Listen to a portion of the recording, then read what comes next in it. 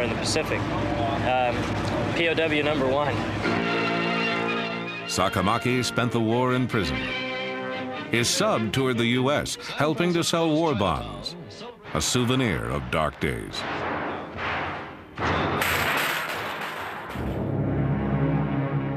At war's end, after throwing its all at U.S. forces, Japan let slip a new weapon of terror.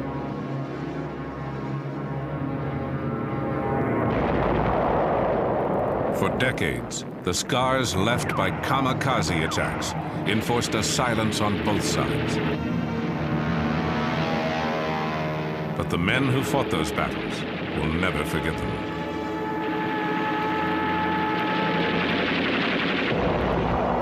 (1944).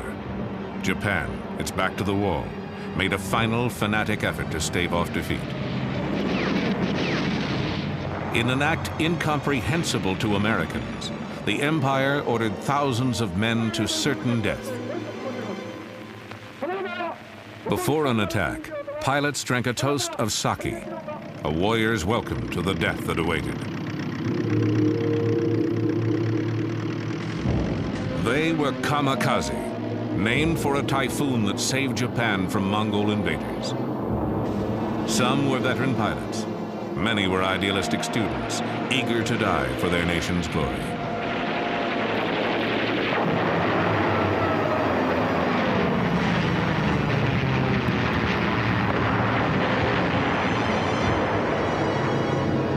Kamikazes inflicted awful punishment on their enemies. More than 3,000 flyers dove to their deaths. They sank 57 ships and damaged more than 300 others. Their attacks killed at least 3,000 Americans and wounded more than 6,000.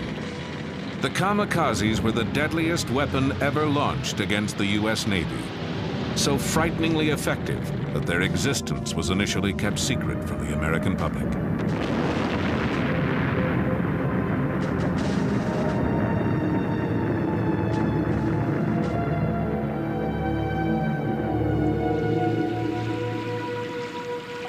On April 16, 1945, kamikazes knocked the USS Laffey out of the war.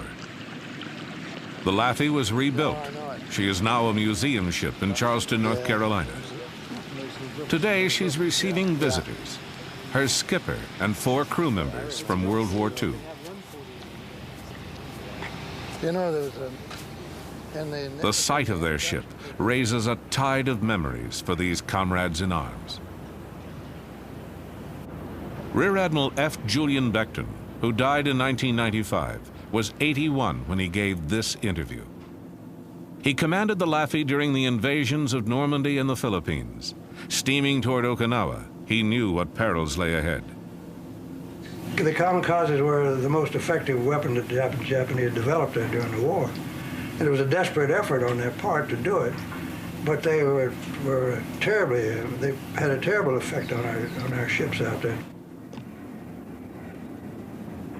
Ensign James Townley would win a Silver Star for his valor aboard the Laffey. My opinion of the kamikazes were that they were misguided people. And then we learned more about them. We found out that, yes, they were the sons of the divine wind, or whatever they chose to call them. We call them one-way Charlies. And we were really scared to death of them because no matter what you did, unless you could shoot them out of the air, they were coming in. Gunner's Mate Second Class Lawrence Delusky would earn a Bronze Star before his 21st birthday. Everybody has their own way of thinking and their own ideas. And their ways didn't suit us. I certainly didn't feel as complacent as I feel now 45 years later. At that point, I was ready to kill them all.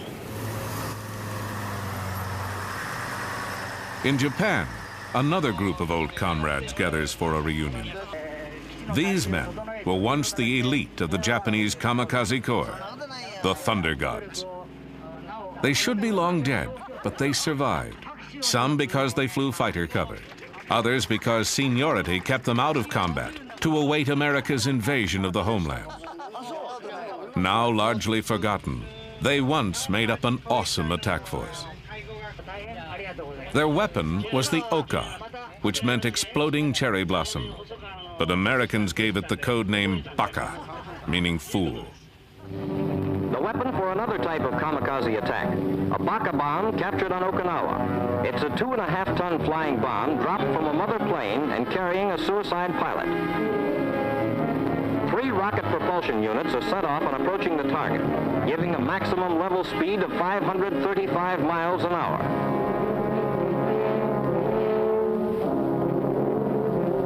Baka's punch is an armor-piercing 2,600-pound warhead.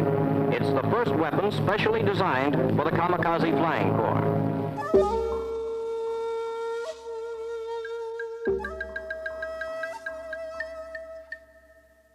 Reserve Lieutenant Hashiro Hosokawa was a senior member of an Oka squadron. じゃあもう簡単に言うと、同じ死ぬにも犬死にという日本の言葉があります。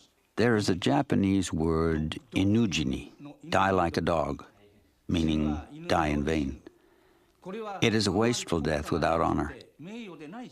When I became a pilot, the situation was already so bad that fighting in an ordinary way was no use.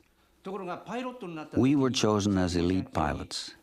Each of us received a headband and a dagger. We thought it was a privilege granted only to the members of the human torpedo unit, the elite Oka Corps, and that we would die gloriously.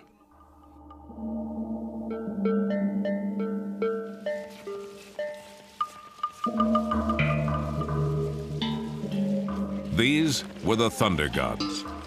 All had volunteered. All were ready to die. Each year, they gathered to pray for their fallen comrades. Commander Kunihiro Iwaki was vice commander of the Corps. 海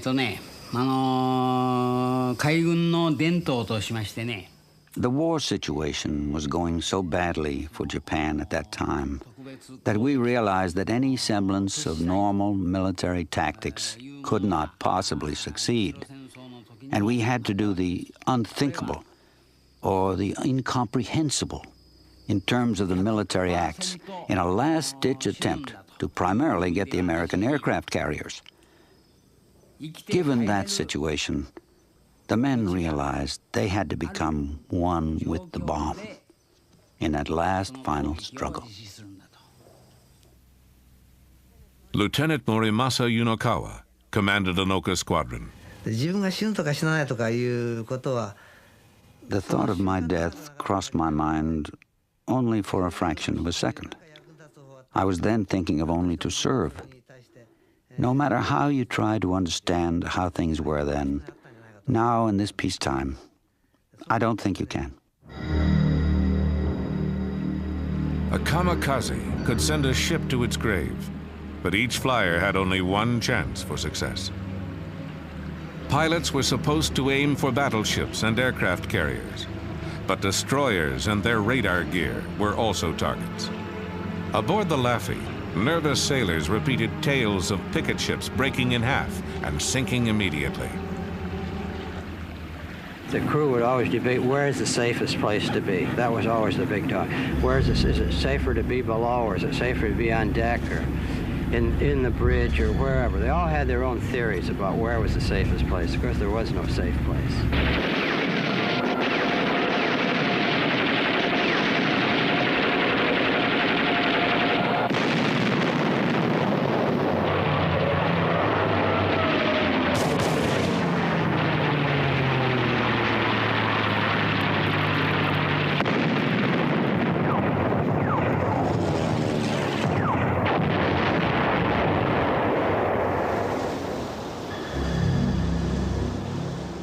In April 1945, the noose was tightening on Japan.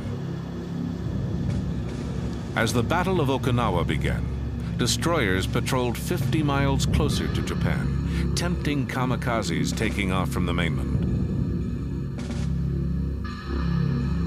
Suicide attackers had sunk several destroyers on this battle station.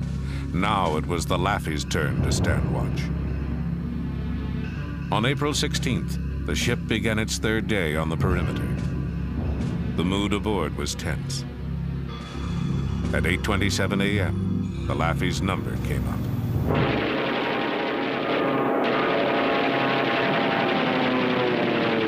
Well, the first ones were just, they sort of circled around out pretty far, maybe 8,000-10,000 yards, and they'd kind of, then all of a sudden, it's like some sort of signal, they started coming in, and first they just came in one or two at a time, but then they started coming in several at a time, and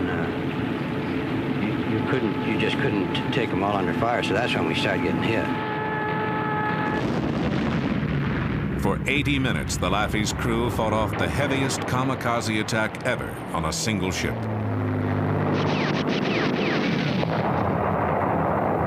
Our closest call was a plane coming in on a starboard beam. And it was, when I first saw it, it was low on the water, about 10,000 yards out. I figured it was about eight seconds away from certain death unless the gunners got it. And our Mount 52, which was just forward of the bridge, was firing at it and firing fast. I noticed that the bursts were just off, just missing him. So I just moved it, and the next one went right into his, hit him right in the nose, and just blew him up. And that one was the one that would have gotten us all. And it just literally disintegrated. And everybody heaved a big sigh of relief. And just after that, then here came one in out of the sky on the port side, and one came in low on the water on the port quarter, and we were at it all over again.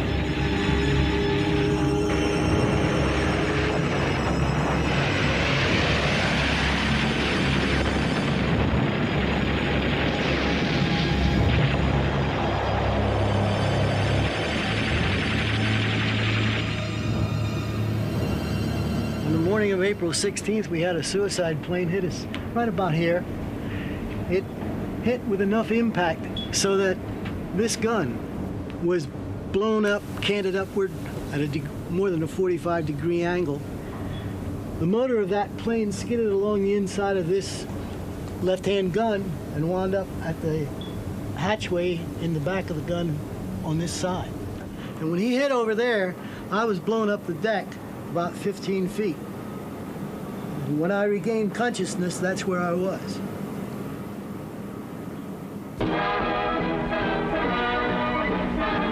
Ripped from stem to stern by the attacks of Jap suicide pilots off Okinawa, the destroyer USS Laffey comes home. The Laffey was struck with everything in the Jap book. In the savage attempt to finish her off, 22 suicide pilots roared over her. 7 bomb-loaded planes crashed on her decks. The final score was 9 enemy planes shot down by the Laffey.